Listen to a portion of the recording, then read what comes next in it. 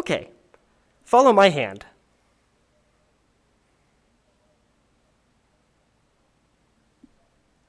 What letter did I just sign?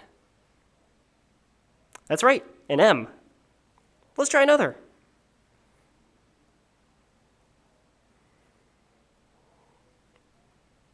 What about now? That's right, I signed an O. Let's try one more.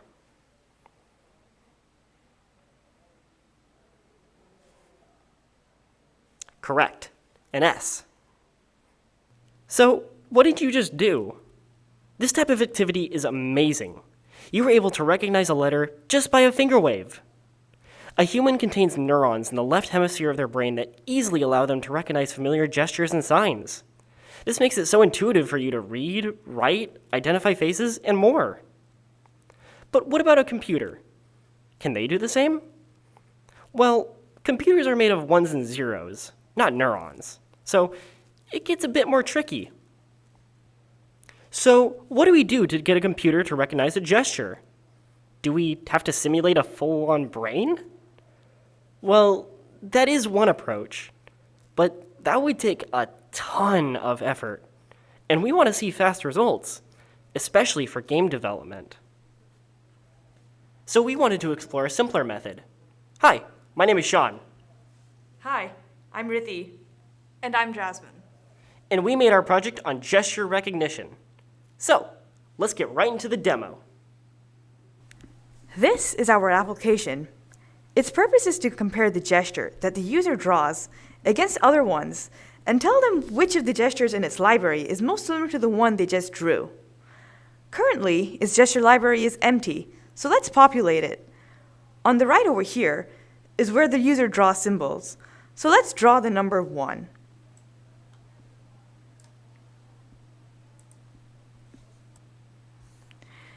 So we saved the gesture 1. Let's try drawing some other symbols that are pretty distinct from the number 1. Like, for instance, the number 2. It's got a curve, got 2 curves in fact. Pretty different from a 1. Let's save that. And last but not the least, let's add the number 3 as our third gesture. All right. Now that we've saved some symbols, let's actually see the application perform its true purpose, which is to recognize gestures. So let's start with the number 1. Oh, look, it can recognize it. Even when I draw it in different locations and in different sizes, it can still do it. Likewise, it works with the number 2 as well. It also works with the number 3. Perfect. The gesture recognition works. Now that you've seen that happening, let me point out some little details to you on how this application does its job. You might notice that there's 2 different colors when I am drawing on the user space. You got this pink color, and you also have this fancier gradient. The pink line actually represents the raw data for my drawing. So the pink line is what I actually drew when I moved my mouse. This other line in front is how the computer remembers what I drew, and it's not just saving the raw data, we're actually processing it. We'll get more detail on how that works later in the presentation. You may also notice that this line over here is colored in an interesting way. That color is actually supposed to indicate the direction in which I drew the gesture. So you can make out the start point and the end point. If I drew a reverse 3, it's not supposed to be interpreted as the same way. And as you can see, the program does not think that it's the same 3, and that's intentional behavior because it's no longer the same gesture. You may also notice that this program is not only telling you which gesture fits it the most, but also by how much. If I draw a normal looking 2, it tells me that there is a 98% match, which is pretty good. If I draw a really outlandish looking 2, it still thinks it's a 2 because of the directions, but it's below a 90%, which is pretty poor. And if I draw something completely ridiculous that matches nothing in the library, it simply tells me that there are no close gesture matches, because the best is at a 56%, which is pretty much not similar at all. Just like humans do, our gesture recognition software was able to recognize and remember familiar symbols.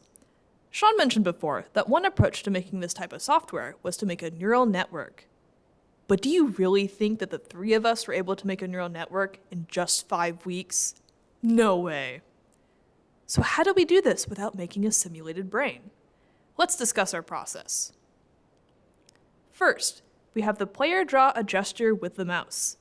We start recording the gesture when the player clicks inside the drawing space.